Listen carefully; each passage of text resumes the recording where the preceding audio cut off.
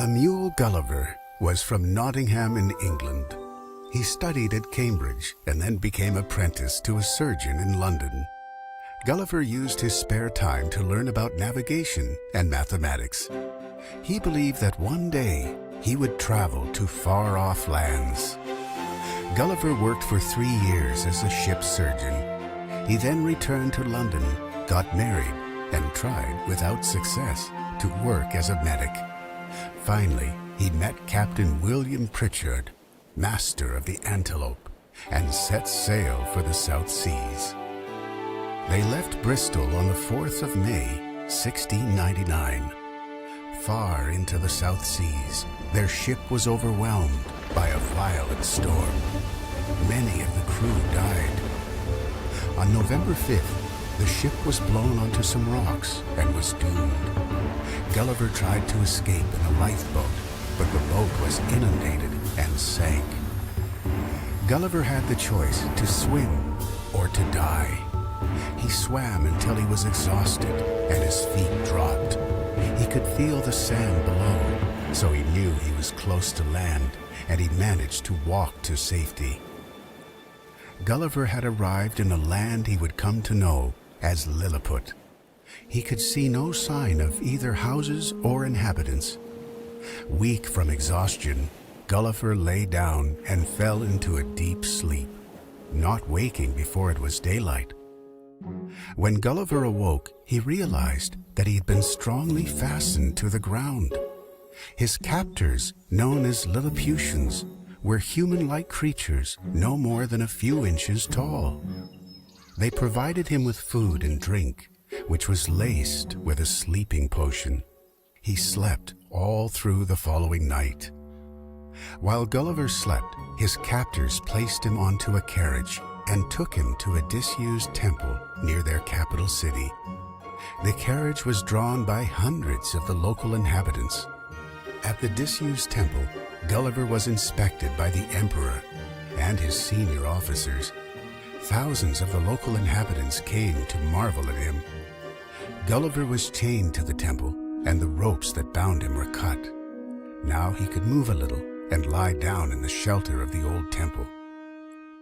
Gulliver entertained the court in many ways and gradually gained the confidence of the emperor. On one occasion, he stood like a colossus while the emperor's armies marched through his legs with drums beating and colors flying. Gulliver was finally granted his liberty and had his chains removed permanently. He was given a daily allowance of meat and drink sufficient to support 1,724 Lilliputians. Every village in the kingdom helped to supply the sustenance that Gulliver needed.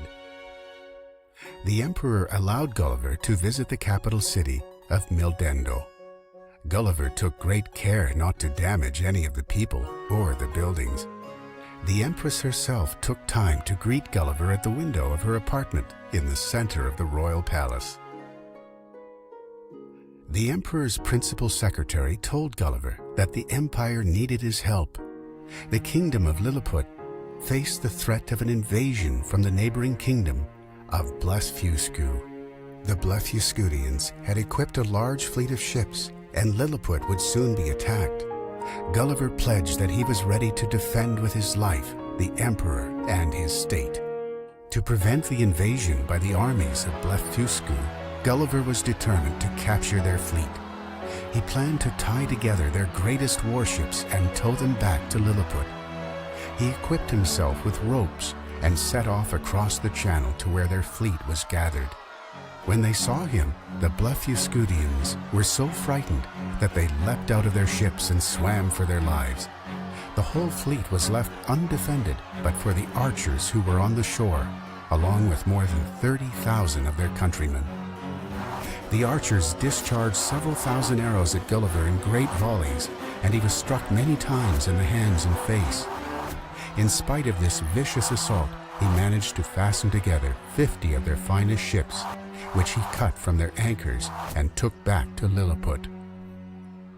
Upon arriving at the royal port of Lilliput, Gulliver presented the captured ships to the emperor. When the Blefuscudians saw their finest ships being taken to Lilliput, they were left in a state of grief and despair. The Blefuscudians sued for peace, and the war ended. Some of the emperor's advisors were jealous of Gulliver. They wanted to kill him or blind him, but one of the emperor's courtiers warned Gulliver, and he escaped to Blefuscu and was welcomed there by their king. Gulliver noticed an upturned boat off the shore of Blefuscu and persuaded the king to help him salvage this boat. Because Gulliver's actions had averted a major war, the king agreed to his request and ordered that Gulliver should receive all the help and materials he needed to fit up this boat into good repair. After about 1 month, the repairs to the boat were complete. The king allowed Gulliver to take all the provisions that he could carry. When the boat was fully stocked, Gulliver was ready to sail. The royal court gathered to see Gulliver off amid great ceremony. Gulliver set sail on the 24th day of September in the year 1701. Gulliver sailed north and was eventually spotted by one of the crew of a merchant ship. He was welcomed on board by her captain, Mr. John Bedell, a very civil man and an excellent sailor who agreed to take Gulliver home to England.